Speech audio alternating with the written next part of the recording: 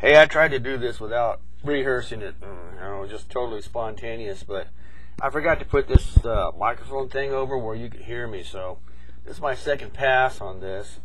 And I'm putting together some video compilations of not the riots, but the protests that are going on across the country, and I just come up with some perceptions, of the fact that we're being manipulated by a group of people who are way above it, like the union members and so forth that are protesting, and the Tea Party members that are protesting, and just common Americans and firemen, and whether you're not in a union, you're protesting. And we're speaking out. We don't necessarily know all the details, but a lot of it's heartfelt, Sure, you have some implants in there that are trying to make violence happen and all of that, but the bottom line is what this video is about is our churches, because it seems to me that the churches in America are clueless, and they're basically silent on all of this.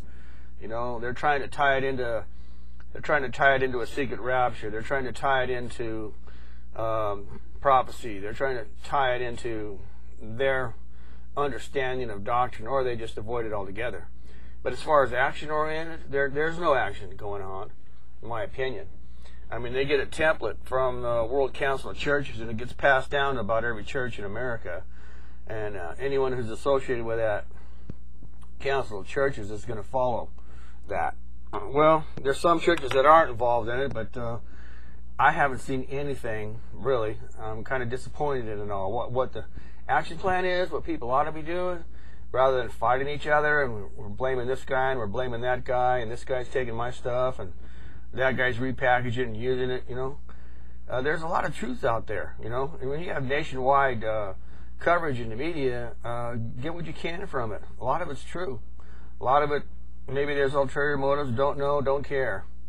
The fact is, I do believe in Revelation 13, Revelation 14, with a particular angel who tells a bunch of other angels, hold back the four winds until my people are sealed. There's a video I'm going to put out here on a bunch of guys who used to be involved with nuclear facilities that would send missiles off to destroy some other part of the world. Those people, I think they've got a piece of truth too, because what they're saying is that we push the button and nothing happens. Somebody disabled it over in Russia, over in America, here and there. And it must be an alien, because we saw them, okay? Before you write me off, I think they got some truth in what they're saying, that these things were disabled. But as far as aliens, whether they're sinful or sinless or exist or don't exist, the angels are the ones responsible for not allowing those nuclear bombs to go off to destroy this world, because I believe the Bible. And basically that angel's telling the other angels, don't allow the world to self-destruct until our people are sealed. It's 144,000. That's a good message to put out right now by the churches. But they don't even understand it, that book. Or if they do understand it, they're afraid to say so. But the action they need to take is to put food away, a lot of food. Because if we end up having hunger in this country because of what's going down, people are trying to store up food in their garages and things like that. If we end up with a police state, are we going to rely on them?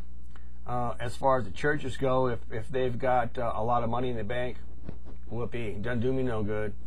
But if they've got a church full of food and they're able to feed people, hungry people, prevent them from starving to death, the question would be, if martial law was in place, would they delegate that responsibility to the church, or would they just go confiscate all that food from the church? Either way, that's what you ought to do as a church, is to put together a plan, okay? And set that stuff aside so that in the event this does occur, the common person is the one I believe in. The common person is the one that I would trust. The common person is the one that is not out there with ulterior motives, okay? And the common person is the one that I believe God is after to get. And the way he gets those people, I mean, if I'm hungry after all this is going on and I happen to go to a church to get the food, maybe I'll get some truth along with it, And maybe I will be one of those sealed people. And maybe I won't have to die, forever and go to hell, whatever happens there. The bottom line is, for the churches, please speak out and please plan ahead. The worst case is, if none of this goes down, you can give all that food away to the poor.